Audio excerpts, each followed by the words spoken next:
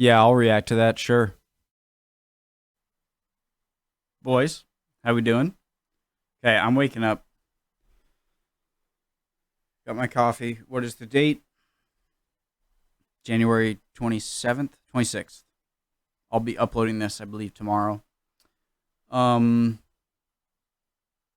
let's get into it. My name's Connor, and I like to chill and stuff. Prince Charles awards operational honors to Royal Gurkha Rifles Forces TV. Original link to the video, top of the description, Discord below that. Sorry, I've been pretty good with the audio in terms of tampering down the construction noises, but that was a good test run. It seems like it didn't really register. Anyways, let's go. Enough talking. So they are a festival Southeast Asian at Sir John Moore Barracks in Shorncliffe. It's the 25th anniversary of the Royal Gurkha Rifles Regiment, and the red carpets have been rolled out for a special visitor. His Royal Highness the Prince of Wales, Colonel-in-Chief of the regiment, here to celebrate with the personnel and to award operational service medals. Members of 1st Battalion Royal Gurkha Rifles have just returned from Operation Toril in Afghanistan. Also receiving medals today, those who worked alongside them in Kabul, including members of the Parachute Regiment. It's been fantastic having the Colonel-in-Chief, Prince of Wales, down with us, and all the families and also elements of the wider team who are in Kabul with us, including the guys from 3 Para, the REMI, the medics and others. Prince Charles awarded 40 medals, with senior military officers and the Nepali ambassador doing the honours for everyone else. A special presentation then took place, the Prince of Wales Cookery, awarded to the outstanding non-commissioned officer. To receive this award from Prince of Wales himself, it's pretty special to me.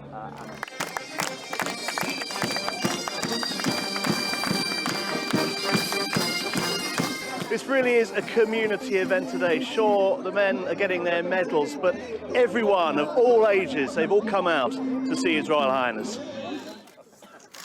The Prince of Wales was awarded with a mala, a special Nepalese paper flower garland. He then spent more than 40 minutes meeting family members, serving personnel and veterans. It was really Sorry, fantastic. I gotta shut up. Nepalese paper flower garland. He then spent more than 40 minutes meeting family members, serving personnel and veterans. It was really fantastic because we are the junior level soldier right now, and we received the medals from Royal Highness Prince Charles. It was a great moment for us. That was really fantastic, and we are very much thankful to Royal Highness. It was an absolute privilege for him to show up today and present all the boys, especially with the medals. I know it means a huge amount for them, and his contribution to the regiment over the last 25 years has been outstanding. And for that to be recognised, I think it's been a great way to do it today and to celebrate the RGR 25 alongside of it. So no, it's been fantastic. The day still wasn't over. A group photograph and then a ceremonial cake cutting. With a cookery, what else? His Royal Highness was then presented with a special cushion before he signed the visitor's book. As he left, a chance to catch up with 2 Gurkhas who served as royal orderlies. Since 1982, 19 Gurkhas have had this role in the Prince's household. A full visit to celebrate both the quarter century of the regiment and their return from Afghanistan. Good job, lads. Cool. Just a short little video I saw I wanted to watch. Gonna put it up. Ooh, let's watch this one. The Gurkha who took on 200 soldiers with only one hand. 1945, World War II. From mid-1944, the tides of war were changing for the Japanese army in Burma.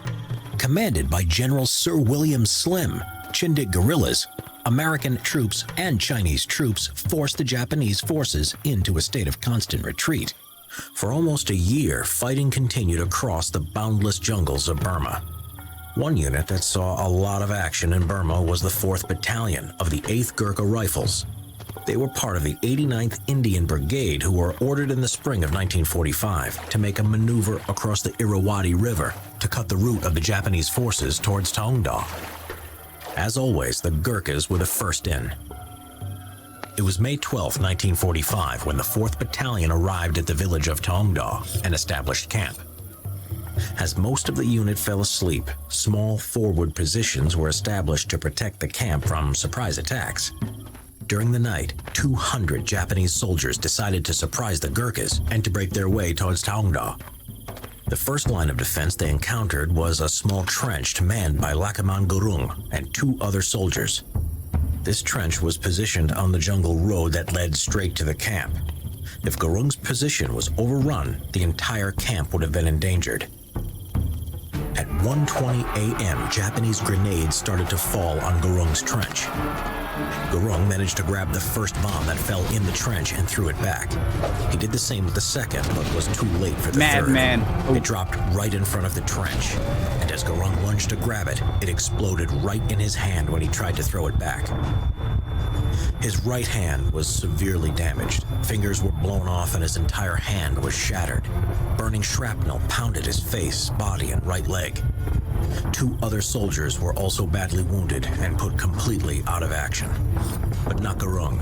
He took out his kukuri knife, stuck it in front of his trench, and yelled at the enemy, promising them that not Such an idiot. I had my phone right there. I'm sorry. also badly wounded and put completely out of action. But not Gurung. He took out his kukuri knife, stuck it in front of his trench, and yelled at the enemy, promising them that not one of them would pass by his knife. Without his right hand and bleeding all over the place, Gurung continued to fight. He took his bolt-action Lee Enfield and started to shoot at Japanese soldiers who were trying to rush the position.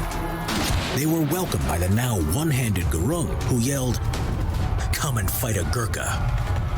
Using only his left hand to reload and fire a rifle, Gurung was waiting for every single Japanese soldier that approached his trench to shoot them. For 4 entire hours, Gurung was holding his position alone, killing every enemy soldier that came close to him. As he saw it, he was about to die anyway, so he decided to go out with a fight. Being a Gurkha, backing down was not an option. Early in the morning, his comrades relieved Gurung, who had lost a lot of blood. 31 Japanese soldiers lay dead in front of his spot.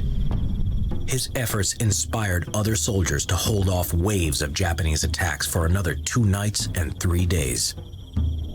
For his gallantry, Lakaman Gurung was awarded with the Victoria Cross by the Viceroy of India, Lord Louis Mountbatten, at a parade at the Red Fort in Delhi on December 19, 1945. Lakaman Gurung's actions in combat were an example of the bravery and commitment Gurkhas demonstrated during the Second World War.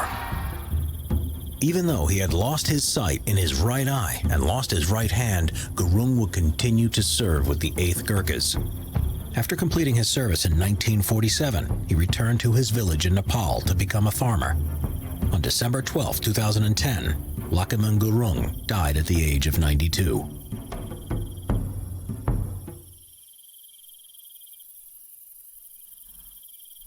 Subscribe and click the notification bell for more World War II videos. Badass. Awesome. That's cool. I didn't plan on watching that after the other video, but I'm glad it worked out that way. Cool. More videos coming. See you guys next time. Hope you're doing well. If not, that sucks for you. No, it sucks, but you'll be good soon. Don't worry, my friend. Emotions are fickle. See you, neighbor.